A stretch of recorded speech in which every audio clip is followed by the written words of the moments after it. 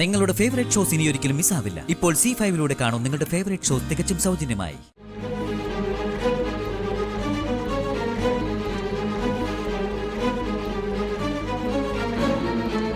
ഋഷി ഈ ആശുപത്രി കിടക്ക വിട്ടെഴുന്നേറ്റാൽ അടുത്ത ദിവസം ഋഷിയും ഗോപികയും തമ്മിലുള്ള ഡിവോഴ്സ് നടന്നിരിക്കണം.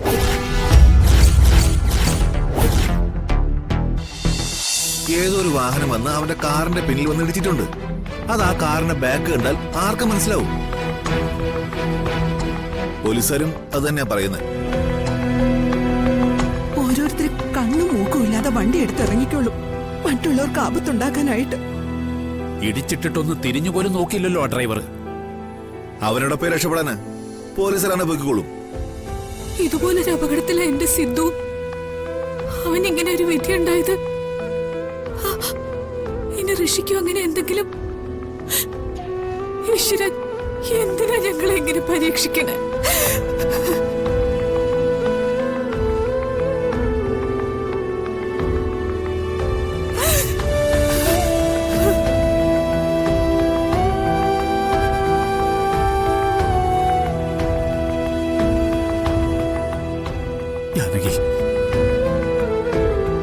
അതല്ല, ഇതിപ്പോ ഈശ്വരന്റെ പരീക്ഷണമാണെന്ന് എങ്ങനെ പറയാൻ പറ്റും? ഈ വിധി അറിഞ്ഞുകൊണ്ട് തലയിലേറ്റി വെച്ചെന്ന് പറയാനല്ലേ പറ്റുള്ളൂ. നീ എന്താ ഈ പറയുന്നേ? അതുകൊള്ളാം, ഇത്ര പെട്ടെന്ന് എല്ലാരും എല്ലാം മറന്നോ? ഈ അപകടം എങ്ങനെ ഉണ്ടായെന്നാ? ഇത് വെറുതെ ഉണ്ടായതൊന്നും അല്ല. ഗോപികയെ വിവാഹം കഴിച്ച ഋഷിയുടെ ജീവന് ആപത്തുണ്ടാകുമെന്ന് ആ ജ്യോത്സ്യൻ തറപ്പിച്ച് പറഞ്ഞതല്ലേ?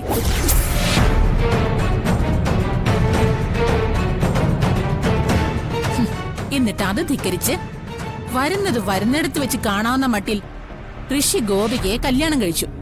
ഇപ്പൊ എന്തായി?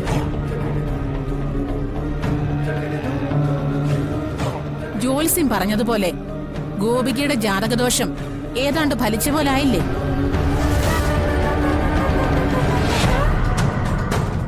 അകത്തെ ജീവന്റെയും മരണത്തിന്റെ ഇടയിൽ കിടന്ന് ചക്രശ്വാസം വലിക്കുകയല്ലേ നമ്മുടെ ഋഷി.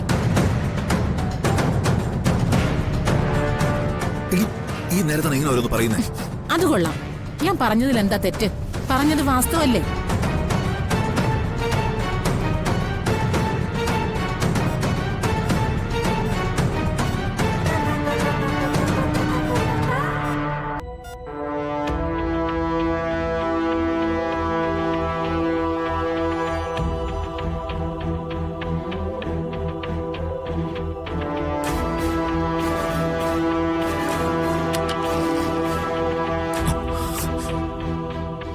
മോന് ഒബ്സർവേഷനിലാണ്.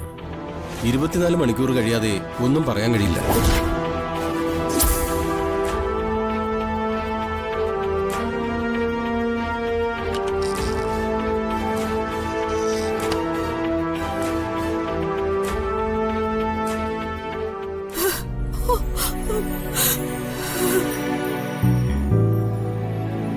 എന്റെ ഭഗവാനെ,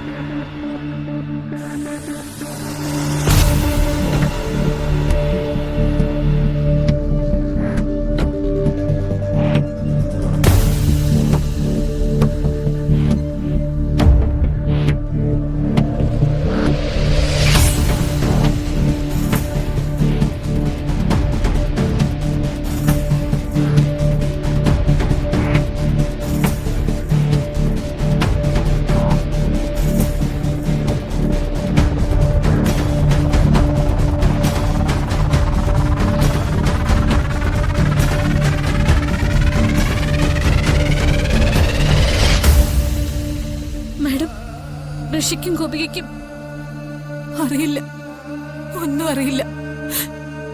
24 മണിക്കൂർ കഴിയാതെ ഒന്നും പറയാൻ പറ്റില്ലെന്നാ ഡോക്ടർ പറഞ്ഞു. ഇനിയെല്ലാം മുകളിലിരിക്കുന്ന ദൈവത്തിന്റെ കൈകളില. ആരെങ്കിലും അകത്തുകാരെ കണ്ടോ? ഇല്ല, ഇതുവരെ ആരെയും അകത്തോട്ട് കയറ്റിയിട്ടില്ല.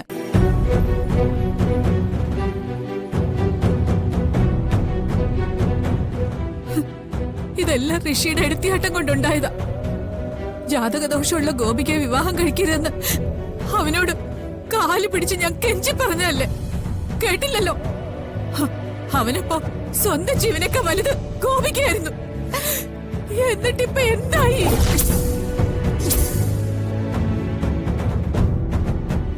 വെറുതെ ഒന്നും ഒരു ജോത്സ്യനും ആർക്കും ജാതകദോഷം ഉണ്ടെന്ന് പറയില്ല.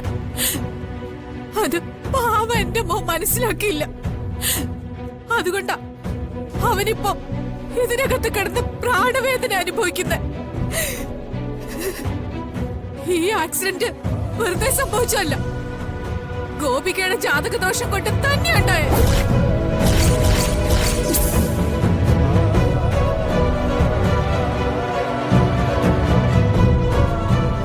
എന്താ അങ്ങനെയല്ല എന്ന് ദേവികയ്ക്ക് പറയാനാവോ?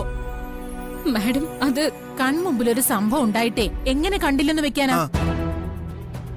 ഋഷി ഗോപികയുടെ കഴുത്തിൽ കിട്ടിയ താലി അന്ന് ആ പന്തലിൽ വെച്ച് തന്നെ അഴിച്ചു മാറ്റിക്കണമായിരുന്നു.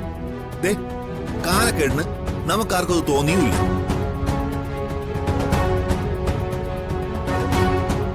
ഞാൻ പറഞ്ഞതാണല്ലോ, അപ്പൊ ആരും എന്റെ കൂടെ നിന്നില്ല.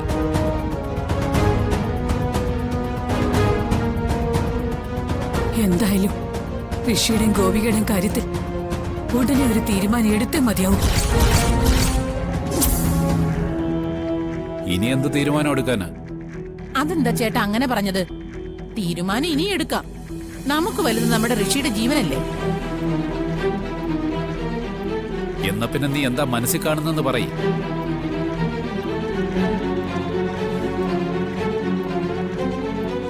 പറയും മോളെ, എന്താ നിന്റെ തീരുമാനം? എനിക്ക് ഒരു തീരുമാനമേ ഉള്ളൂ.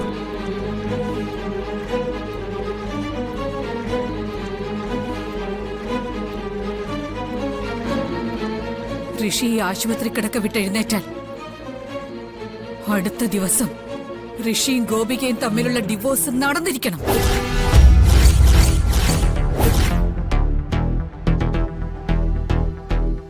അത് ഞാൻ നടത്തിയിരിക്കും.